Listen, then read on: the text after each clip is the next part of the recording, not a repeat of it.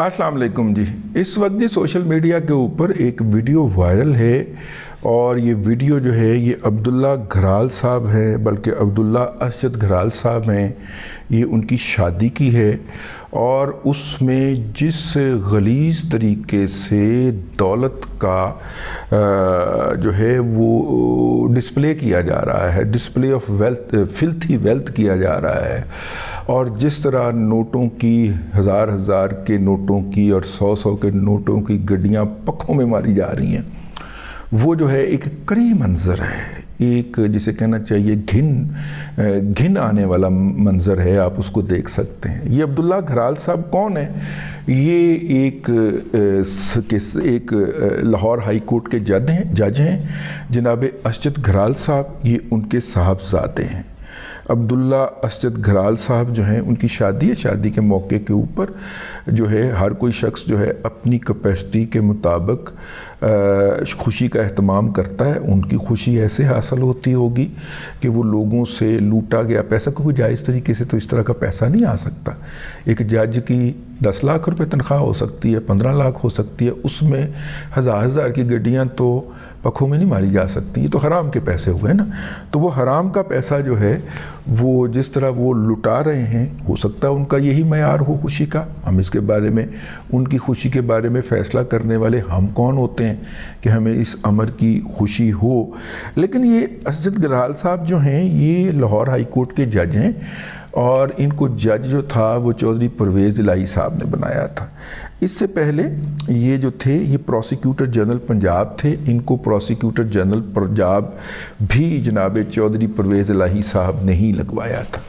इनकी वीडियो भी आपको यूट्यूब के ऊपर मिल जाएगी अगर आप सर्च करें, जिसके अंदर ये जो हैं ये चौधरी परवेज़ इलाही साहब के घर में हाज़िर हुए हैं और वहाँ पे कुछ लोगों को ये रिसीव कर रहे हैं या कुछ लोग इन्हें रिसीव कर रहे हैं और फिर ये उन लोगों को गाड़ी के अंदर बिठा के रुखसत कर रहे हैं। फिर कुछ लोग इनको गाड़ी में बिठा के रुखसत कर रहे हैं। तो कुछ इस तरह की वीडियो है। अभी पिछले दिनों भी एक जो है वो चौधरी परवेज़ इलाही साहब अपनी तीसरी बेगम के हमरा जब लंदन गए थे तो इनके भाई हैं, वो MPA रह चुके हैं, पाकिस्तान मुस्लिम लीग कायदे आज़म के। उनका नाम है असगर जावेद घराल। और असगर घराल साहब जो है आजकल PMLQ, उस वक्त जब ये गए थे उस वक्त काफ लीग जो थी वो जम नहीं हुई थी, लेकिन उस वक्त वो PMLQ ओवरसीज़ के सदर थे।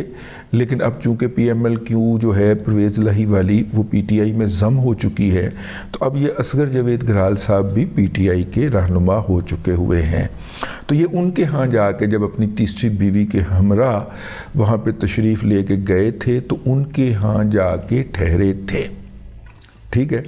और फिर एक वीडियो भी आई थी, जो उस वीडियो के अंदर जो थे ना वो हमारे दोस्तों ने उसके ऊपर व्लॉग भी किए थे। मैंने नहीं किया था क्योंकि वीडियो मुझे नहीं आई थी। उन्होंने बताया कि ये जिस जगह के ऊपर ये शख्स बैठा बातें कर रहा है जिसका नाम मुनस इलाही है, यहाँ पे अभी कुछ देर पहले असगर जावेद घराल और असद घराल साहब जो थे वो तशरीफ़ लाए हुए थे और ये बातें हुई हैं। और मुनस इलाही साहब को एडवाइस की गई हैं कि आप लीगल फ्रंट के ऊपर क्या क्या कुछ करें और हम इधर से क्या क्या कुछ करेंगे। तो ये जनाब इनके ताल्लुकात हैं चौधरी परवेज़ इलाही के साथ। और इससे पहले अगर आपको मैं याद दिलाता चलूँ तो अपना एक ज़मानत हुई थी लाहौर हाई कोर्ट के अंदर, और लाहौर हाई कोर्ट के अंदर इस ज़मानत जो मियाँ शहबाज शरीफ साहब की ज़मानत थी, वो ज़मानत जो थी वो ओपन कोर्ट के अंदर 2 रुकनी बेंच ने तो दे दी थी, अता कर दी, ज़मानत अलाउ कर दी, अता करती थी। लेकिन ये जो असद घराल साहब जो हैं, जब ये अदालत करके अपने कमरे में पहुँचे तो ये मुकर गए। इन्होंने कहा मैंने तो ज़मानत नहीं दी।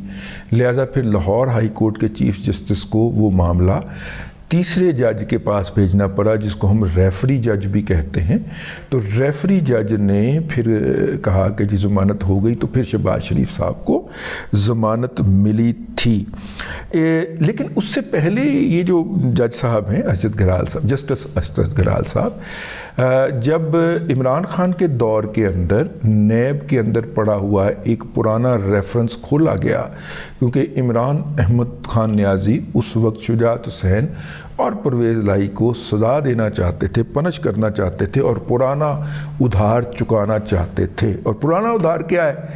پرانا ادھار یہ تھا کہ جب عمران احمد خان نیازی سیاست میں آئے تو سیاست میں ان کے آنے کے اوپر چودھری صاحبان، جو کہ اس وقت چودھری صاحب پنجاب کے چیف منسٹر ہوتے تھے، ٹھیک ہے، انہوں نے ان کے خلاف ایک کتاب چھپوائی جو کہ جناب مجیب الرحمان شامی صاحب کے روزنامہ پاکستان کے اندر لکھی گئی اور چھاپی گئی، اور ہمارے دوست احمد ہمایوں خان صاحب ہوتے تھے ان کے نام سے چھپی، حالانکہ وہ کتاب جو تھی وہ سارے نیوز روم نے لکھی تھی، سارے نیوز روم نے یا رپورٹنگ روم نے لکھی تھی۔ احمد ہمایوں خان صاحب آج کل میرا خیال ہے ریٹائرڈ لائف گزار رہے ہوں گے میری طرح، لیکن وہ بڑے اچھے کامرس کے جرنلسٹ ہوتے تھے، تو ان کے نام پہ چھپی تھی۔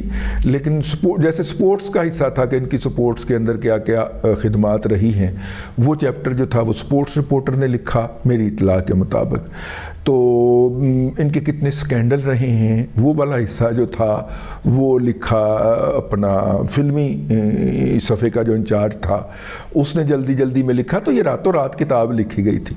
اس نے اس زمانے کے اندر نا سلپ ہوتی تھی، اتنی سلپیں یار لکھ دے ذرا اس کے سکینڈلز کے اوپر، تو اس نے جناب پھر شروع کیا ریکھا سے لے کے ہیما مالنی تک، اور پتہ نہیں کیڑیاں خواتین سی، اور وہ 5 بچے بھی اس میں ذکر کر دیا جو کہ انڈیا کے اندر اس وقت چھوٹے چھوٹے تھے، اب تو ماشاءاللہ جوان ہو گئے ہیں، ان میں سے کئی تو اپنے نام کے ساتھ خان بھی لکھتے ہیں۔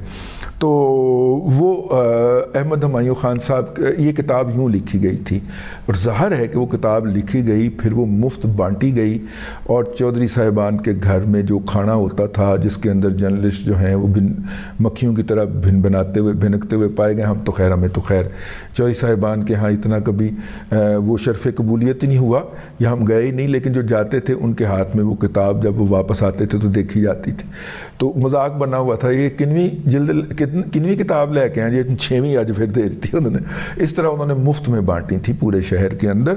تو اس کا جواب بھی دینا تھا عمران احمد خان نیازی نے چودھریوں کو، تو پرویز مشرف کے دور کے اندر کے جو نیب کے خلاف نیب میں بنے ہوئے تھے ان کے خلاف مقدمات وہ کھول دیے گئے، اس کے اندر ضمانت لینے کے لیے جب وہ چودھری صاحبان ہائی کورٹ چڑھے، جس کو ہم پنجابی کی زبان میں کہتے ہیں، عدالتیں چڑھے، تو وہاں پہ ارشد گھرال صاحب نے کہا کہ چونکہ میرے تعلقات ہیں چودھریوں کے ساتھ رہے ہیں تو میں ذاتی وجوہ کی بنیاد پہ یہ مقدمہ سننے سے انکار کرتا ہوں۔ انہوں نے نہیں سنا، لیکن جیسے ہی عمران احمد خان نیازی کی حکومت کی رخصتی ہوئی تو اس ارشد گھرال صاحب نے پھر چودھری برادران کو دھڑا دھڑ انے وار ریلیف دیا، بلکہ اگر مقدمہ مبینہ طور پہ یہ الزام لگتا ہے، میرے پاس کوئی اس کے ثبوت نہیں ہے، لیکن یہ بھی کہا جاتا ہے کہ ساتھی ججوں کو بھی جا کے انفلوئنس کیا، کسی اور کے پاس اگر لگ گئی ہے تو وہ بھی کیا، اس میں اتنی سچائی نہیں ہوتی کیونکہ جج جو ہوتا ہے وہ آزاد ہوتا ہے، لیکن اس طرح کے الزامات اس وقت ہیں ہائی کورٹ کے کریڈورز کے اندر کہ کس طرح چودھریوں کے لیے وہاں سے ریلیف کا اہتمام کیا گیا۔ بعض ظالم تو یہ بھی کہتے ہیں کہ نجی عدالتوں کو بھی انفلوئنس کرنے کی کوشش کی گئی، ظاہر ہے وہ ارشد گھرال صاحب تو نہیں ہوں گے، کوئی اور ہو سکتا ہے، بہرحال جی وہ یوں کیا گیا۔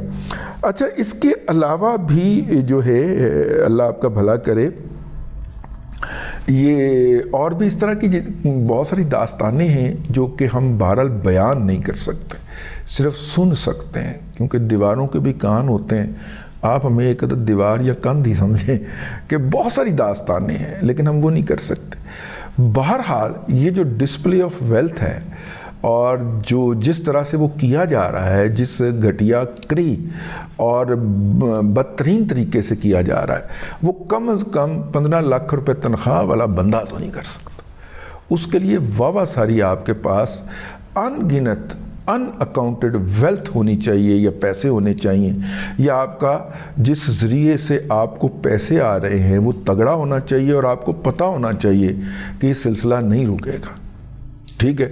ہمارے ممدوح، ہمارے دوست علی باقر نجوی صاحب نے تو بیچارے نے اپنے صاحبزادے کے لیے ایک پروٹوکول کی استدعا کی تھی، اور وہ جو نلائق نہل ایڈیشنل رجسٹرار تھا جس نے چند دنوں کے بعد ریٹائر ہو جانا تھا، وہ علی باقر نجوی صاحب کا رگڑا نکال کے نکل گیا وہاں سے. وہ ان کی تو ابھی تک بیچارے کی واٹ لگی ہوئی ہے. پائن ہے تے میرا مطلب ہے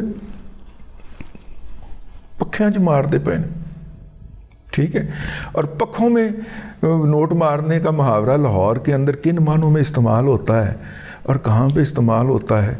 شرفا اس کا بیان کرنے سے معذور ہیں، اور میں تاحال اپنے آپ کو شرفا میں شمار کرتا ہوں. اس لیے تھوڑے کو بہت سمجھیں، خط کو تار سمجھیں. اللہ تبارک و تعالیٰ آپ کو آسانیاں عطا کرے اور آسانیاں خلق خدا میں تقسیم کرنے کی توفیق عطا کرے.